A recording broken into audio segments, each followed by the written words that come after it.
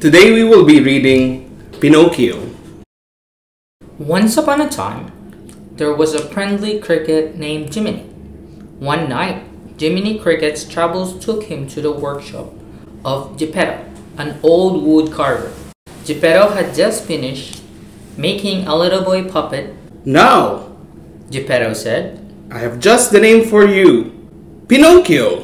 Then he added softly, He almost looks alive. That evening, Geppetto looked up at the twinkling wishing star. I wish I might, have the wish I make tonight. Geppetto said. He wished for Pinocchio to become a real boy.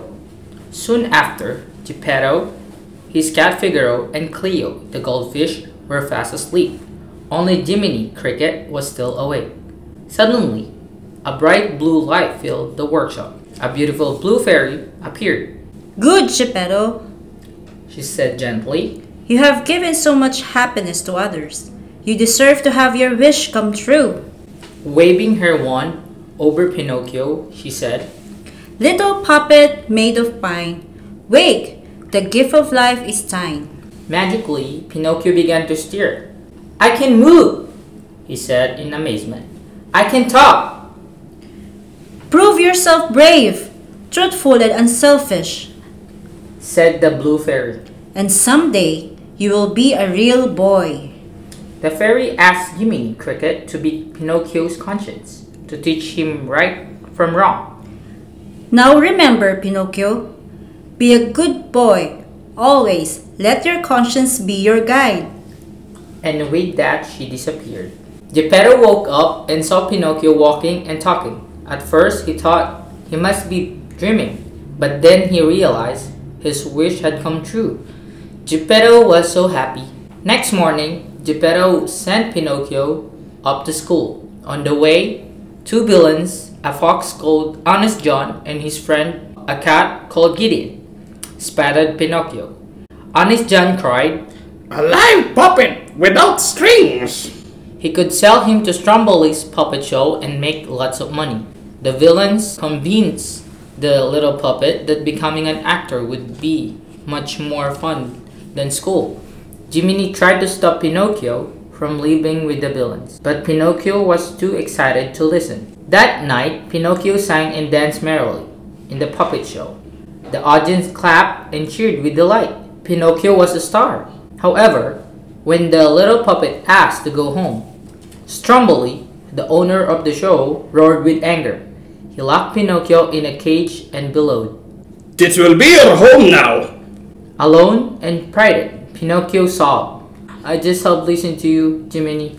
Suddenly, the blue fairy appeared and said, Pinocchio, why didn't you go to school? The little puppet was afraid to tell the truth. Two big monsters with big green eyes. He said, they tied me in a big sack. As soon as Pinocchio told this lie, his nose began to grow. The more Pinocchio lied, the longer his nose grew.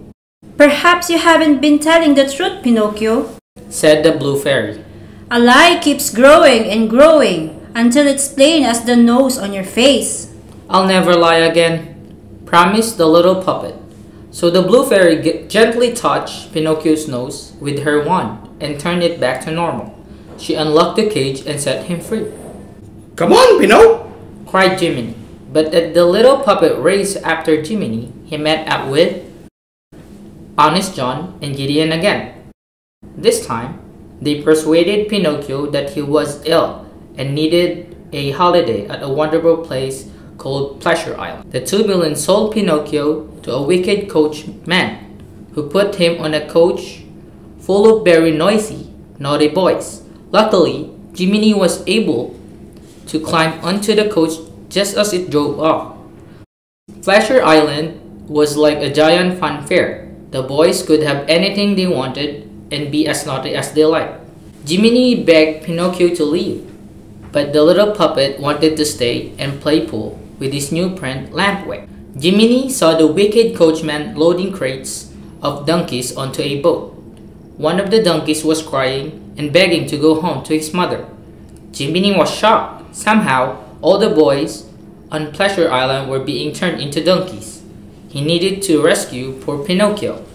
But by the time Jiminy found his friend, Pinocchio had already grown long, hairy ears and tail.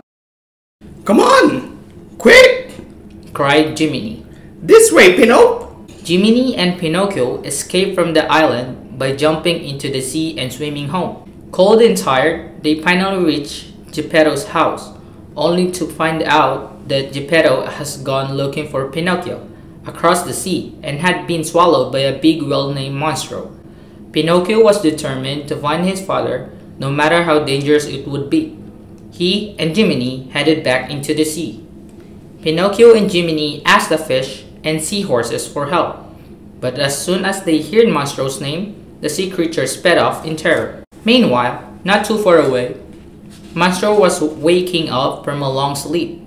The whale was so hungry that he gulped down a large school of fish without realizing. He managed to swallow Pinocchio too. Deep inside the whale's tummy, Pinocchio and his father were overjoyed to see each other again. Pinocchio thought of a plan to escape. They built a fire to make lots of smoke inside Monstro.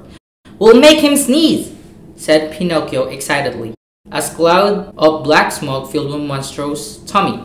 He gave an enormous sneeze, and out they all came on a little raft.